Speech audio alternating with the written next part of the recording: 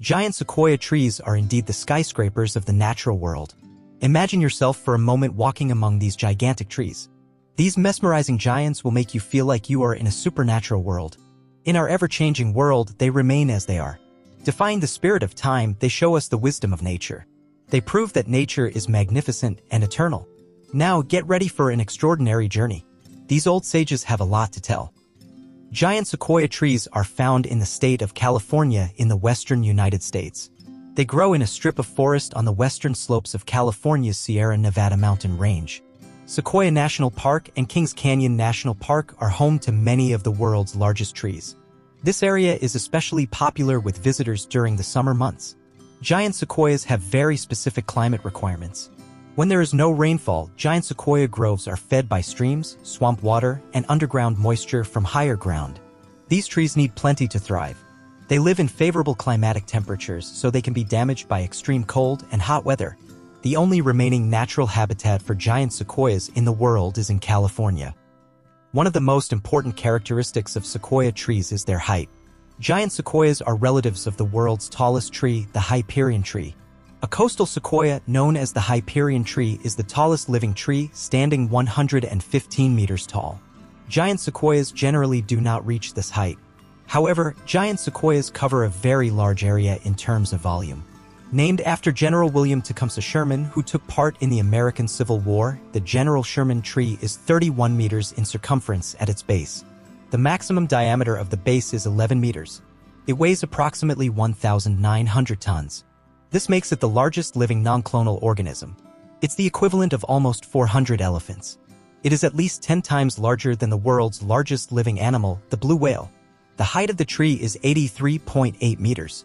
Although the General Sherman tree is the largest in both volume and mass, it is not the oldest tree. It is estimated to be at least 2,200 years old. It was probably in its youth during the Roman Republic. Although the General Sherman tree is very large in volume, it is shorter in height than some other giant sequoias. Giant sequoias don't grow as tall as coast redwoods, but they can still grow up to 100 meters high. Other famous giant sequoias include the General Grant tree, the second largest giant sequoia, the President tree, the third largest giant sequoia, and the Tunnel tree. The President tree is also the oldest known giant sequoia at 3,200 years old. These trees were once thought to be the oldest trees in the world. But when the rings of the trees were examined, it turned out that they were less than 4,000 years old. Although giant sequoias are not the oldest trees, they can live up to 3,000 years. This is a very long time for humans. Imagine that a giant sequoia tree sprouted 3,000 years ago. This tree witnessed the American Civil War, America's first colonies, America's first settled civilizations, and hundreds of natural events across the continent. These giants can't speak, but their massive trunks speak volumes. So, what is the secret of this long life? Giant sequoias are masters of self-preservation. The main secret of their survival for thousands of years is their ability to protect themselves against natural threats. The tannic acid in the sap of this tree protects against harmful parasites, fights against fungal rot, and acts as a defense against low-intensity fires. On the other hand, these trees have a thick bark that protects their trunks. The outer bark of giant sequoia trees is the thickest in the world. Some large trees have bark more than half a meter thick. This bark is resistant to fires. It also lacks the resin found in many tree species, which quickly catches fire. The giant sequoia is a coniferous tree. Its needle-like leaves can catch fire easily. However, the leaves of the trees grow at the top of the tree. This can keep flames from coming from lower down. Giant sequoias are not only majestic and beautiful, but also ecologically valuable. They have a unique ecosystem. They store a lot of carbon and help regulate the climate. They provide habitat and food for many animals such as insects, squirrels, woodpeckers, bears, and deer. They are also home to rare species such as the California condor. Although giant sequoias are generally fire-resistant, they are facing more fires due to the climate crisis and human settlements. Fires, especially after lightning strikes, are more difficult to extinguish because they are higher up and spread faster. These fires were much more difficult to control in the past. So, people would deliberately cut down or burn these trees out of fear. But as dangerous as fires are, they are also necessary. So, how can something as destructive as fire be beneficial for these trees? This is a question of their reproduction. Giant sequoias don't grow from roots. Despite their gigantic size, they are trees that grow from seeds. So the biggest tree in the world was actually born from a tiny seed. The seeds of these trees are very small. 91,000 seeds weigh 1 kilogram. These tiny seeds are responsible for all reproduction.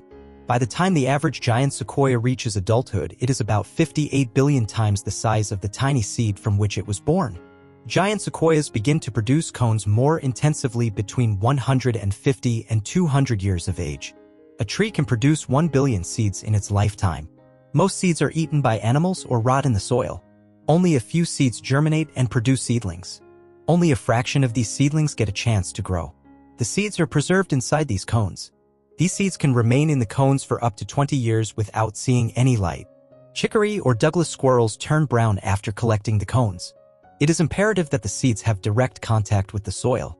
These light seeds need bare soil, sunlight, and moisture to germinate. Fire plays an important role in creating these conditions as it clears the forest floor of debris and exposes the soil.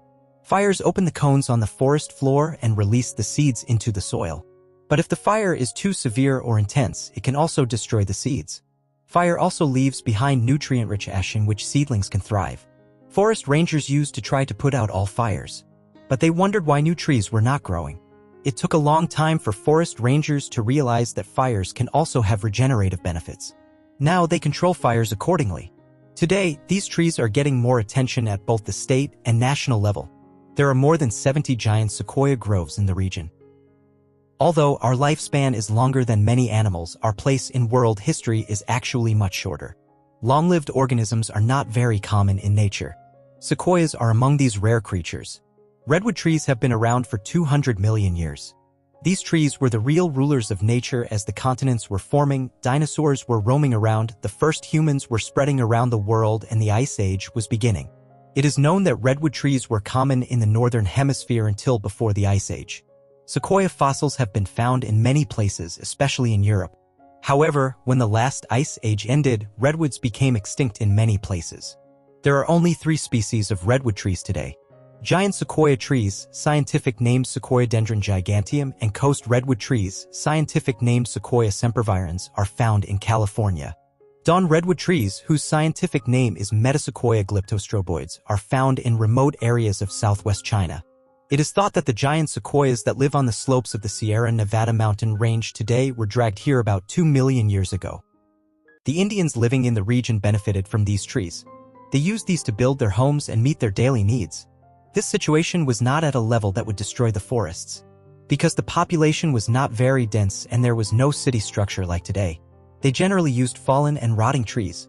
However, local people were afraid of frequent fires. So sometimes they deliberately cut down trees to keep fires away. However, such activities were not systematic. The reason for this was that the indigenous people lived more closely with nature and were highly dependent on it. Moreover, according to the belief of the locals, these trees were spiritual beings. The real destructive process began with the arrival of European settlers. Communities, especially those of Hispanic origin, were settling in California. The declaration of the California Republic after the Bear Flag Rebellion of June 14, 1846 accelerated the urbanization of the region. However, the real momentum came with the discovery of gold. When gold was discovered in northwest California in 1848, thousands of people began flocking to the area. Approximately 300,000 people came to California from different regions. Some by land, some by sea. During this period, called the Gold Rush period, many new mining areas, factories, roads, and villages were built. But this was the beginning of disaster for the forests. Gold mining and commercial logging became the region's most important economy. At that time, people were making almost all kinds of materials from these trees. Both coast redwoods and giant redwoods were cut down. Giant sequoias were very useful. Giant sequoias were especially used as industrial materials. Companies were trying to keep up with the growing economy and acquire more timber. Despite all this, they could not cut down huge trees like General Sherman with the manpower and technology of that time. Therefore, they preferred to cut down trees of relatively small size.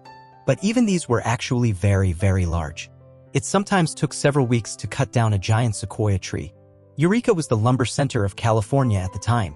There were 9 sawmills in Eureka in 1853 and 22 in 1900. This number increased even more in the following years. Lumber was sold outside California and even the continent. Towards the end of the 19th century, large trees began to disappear. There were also constant sales of land to companies. The development of engine technology in the 20th century made cutting and transporting trees easier. Deforestation has now become seriously visible. Only 5% of old-growth redwood trees have survived since those days. But people were starting to realize something was wrong. In 1918, a conservation organization called the Save the Redwoods League emerged. This union, which is also a white supremacist, purchased thousands of acres of land and protected the redwoods. On the other hand, over time, organizations such as Kings Canyon National Park or Sequoia National Park were established to protect the redwoods. Today, there are many more of these parks, and conservation efforts are still continuing. For centuries, these trees have been revered and admired by locals, explorers, naturalists, and tourists. They have also inspired many artists, writers, and scientists. Even today, they are representatives of longevity, naturalness, and resilience. We hope you enjoyed this video and learned something new about redwood trees. If you did, please give it a thumbs up and subscribe to our channel for interesting and informative content. Thanks for watching and see you in the next video.